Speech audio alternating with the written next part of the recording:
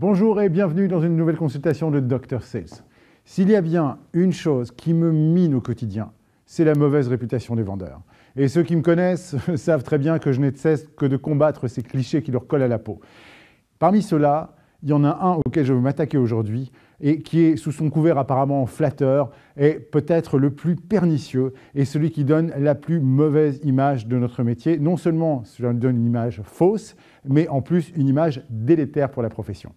Et ce cliché est le suivant: les vendeurs sont des chasseurs. Et oui, quoi de plus naturel si on envisage finalement l'entreprise comme étant une espèce de système tribal où prévaut une hiérarchie et des normes sociales et des fonctions spécialisées, de considérer que ceux qu'on désigne comme chasseurs sont ceux qui sortent de la frontière du clan, du village, pour aller chercher la nourriture et la ramener. Et évidemment, ce ne sont pas des cueilleurs. Le business ne se ramassant pas à tout près et tout mûr sur les arbres. Il est aux mains d'autres humains, les acheteurs. Et c'est donc eux qu'il faut ou qu'il faudrait chasser.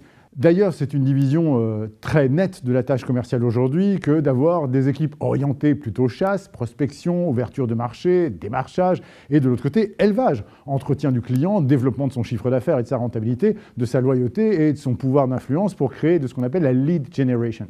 Alors oui, je comprends l'usage de cette espèce de carte postale, un brin bucolique, un brin nostalgique d'un monde où les choses auraient été si simples, si belles, où le vendeur-chasseur, barbu, fourbu, les épaules carrées, le teint hâlé, serait revenu au clan après une longue absence, les traits emplis d'une fatigue digne de toutes les fiertés, et aurait jeté d'un geste ample aux pieds des membres affamés et reconnaissants de sa tribu la carcasse encore chaude et apparemment et âprement acquise de son client. Non mais oh, 2 minutes. Il faut arrêter les clichés anthropophages. Clairement, contrairement à la chasse, vendre ne nécessite pas qu'on abatte un client pour le faire manger par les siens. On ne se régit pas de la mort de nos clients, Dieu merci. Et votre pipe review mensuel ou hebdomadaire ne consistait pas à faire monter marche après marche la pyramide hiérarchique de votre entreprise à vos clients du mois, nus, enchaînés et tremblants, jusqu'à ce qu'arrivé au sommet, ils s'allongent sur le bureau de marbre du grand CEO qui les toise, debout, en grande tenue d'apparat, prêt à leur ouvrir le thorax avec son coupe-papier et leur extraire leur cœur fumant sous les hurrahs de tous les N-X de l'entreprise. J'ai beau fréquenter les cantines d'entreprise depuis près de 25 ans, je n'ai jamais vu de clients au menu. Une entreprise, ça ne mange pas de clients. Pas plus que ça n'en collectionne les têtes pour en faire des murs de trophées. Et un client mort ne rapporte rien à personne. Sauf si évidemment vous travaillez dans les pompes funèbres. Et encore, je doute que votre commercial ait comme mission d'aller lui-même faire le boulot de la grande faucheuse pour vous rapporter de nouveaux dossiers. Un client mort ne paye pas de facture, alors qu'un client heureux, lui, il peut en payer plein. J'imagine que cette métaphore permet de mettre en exergue les caractéristiques courageuses et virilistes recherchées chez un bon vendeur.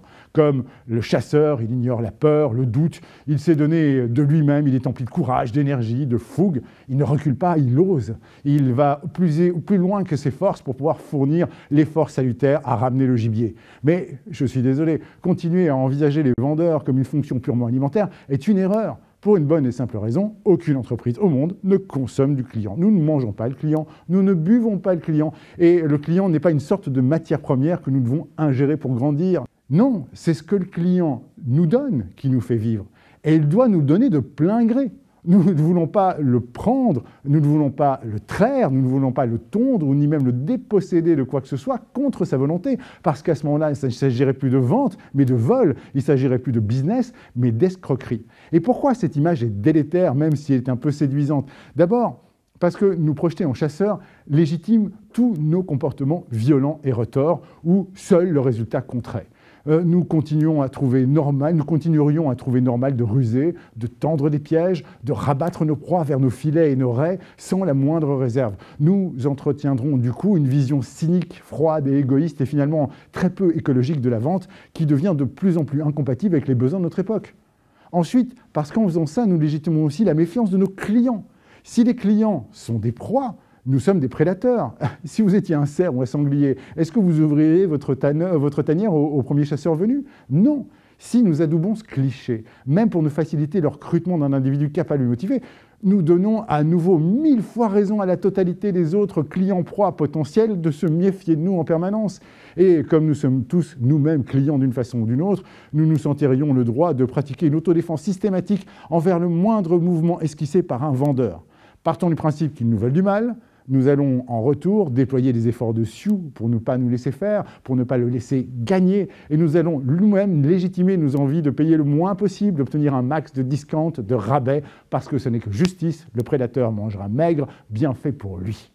Enfin, et c'est aussi un vrai problème, ce type d'image légitime un mode de management tout aussi violent, forcément autoritaire, court-termiste et sans pitié, opposant les forts utiles aux faibles à exclure.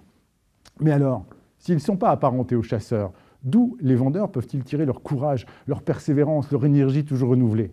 Eh bien, c'est tout simple. Les vendeurs ne sont pas des chasseurs. Les vendeurs sont des prophètes. Ah oui, je sais, l'image vous surprend, mais ils partagent avec les prophètes la volonté de faire changer les choses, d'améliorer le quotidien de leurs clients, de les aider à franchir des caps décisifs et de leur offrir quelque part un monde meilleur. Les meilleurs vendeurs que j'ai pu fréquenter possèdent une énergie qui dépasse celle des chasseurs. Ils ont une conviction, une foi chevillée au corps au sujet de leurs produits ou du service et surtout des bénéfices qu'ils prodiguent. Ils sont convaincus qu'ils peuvent changer votre vie, améliorer votre sort, intimement persuadés que ce qu'ils vous vendent va vous être utile, agréable, indispensable. En ce sens, les vendeurs sont des forces de changement, ce sont des promoteurs, pas des prédateurs. Les vendeurs ne sont pas les héritiers des chasseurs, mais plutôt les héritiers de ceux qui ont réussi à convaincre ces mêmes chasseurs de mettre au feu la viande crue pourtant durement acquise pour leur faire découvrir les incroyables bienfaits de la cuisson. Ceux qui ont démontré aux mêmes chasseurs qu'une lance équipée d'un propulseur et d'un bras de levier améliorait de loin sa portée, ou ceux encore qui ont su obtenir la paix avec les chasseurs de la tribu voisine en effectuant des trocs entre les biens et les ressources. Ils tirent leur subsistance et leur position de cette utilité sociale précise. Ils ne sont pas forcément ingénieurs des solutions qu'ils vont aider à proposer, mais ils sont les premiers à en comprendre l'utilité, le plein potentiel, et à y croire avec une telle force qu'il leur paraît urgent, impérieux d'en faire la promotion et de permettre au monde de l'adopter. Les vendeurs sont les fils et les filles de Prométhée, apportant le feu des dieux sacrés aux hommes pour améliorer leurs conditions de vie.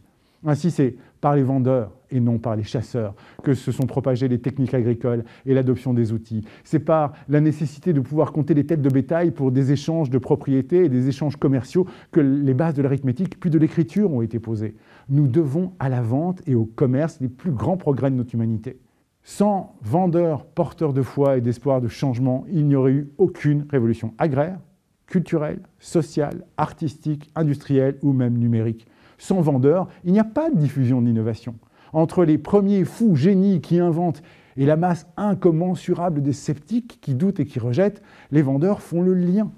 Les vendeurs sont à mon sens ceux qui ouvrent des nouvelles voies, ceux qui font explorer de nouvelles possibilités, qui poussent au changement, qui challengent les habitudes pour un mieux vivre, pour un mieux être. Car vendre, encore aujourd'hui, c'est d'abord et avant tout faire changer quelqu'un d'avis ou de comportement. Et en ce sens, le vendeur moderne ressemble bien plus à un coach ou à un guide qui tente d'éveiller les consciences et de faire changer les comportements de ceux qui l'écoutent qu'à un pourvoyeur de nourriture pour le corps. Non, le vendeur ne veut pas chasser ses clients, en fin de compte. Il cherche à les convertir. Et d'ailleurs, c'est amusant, c'est là un des principaux indicateurs de performance d'un vendeur qu'on appelle le taux de conversion. Alors attention, cette formidable redéfinition de notre métier entraîne une conséquence lourde de responsabilité. Un vendeur ne peut pas déployer son talent de prophète qu'à la condition qu'il se mette au service de quelque chose qui soit réellement bon, positif, innovant, de quelque chose dans lequel il puisse suffisamment croire lui-même pour faire changer d'avis les autres. Les bouleversements de notre monde vont nécessiter d'immenses changements d'opinion et de comportement dans les quelques années à venir. C'est pour ça que je suis confiant sur l'avenir des vendeurs guides qui décideront de mettre leur pouvoir de conviction et de changement au service d'un monde meilleur et que je vous encourage à tous de trouver non seulement un travail à accomplir, mais surtout une mission à réaliser.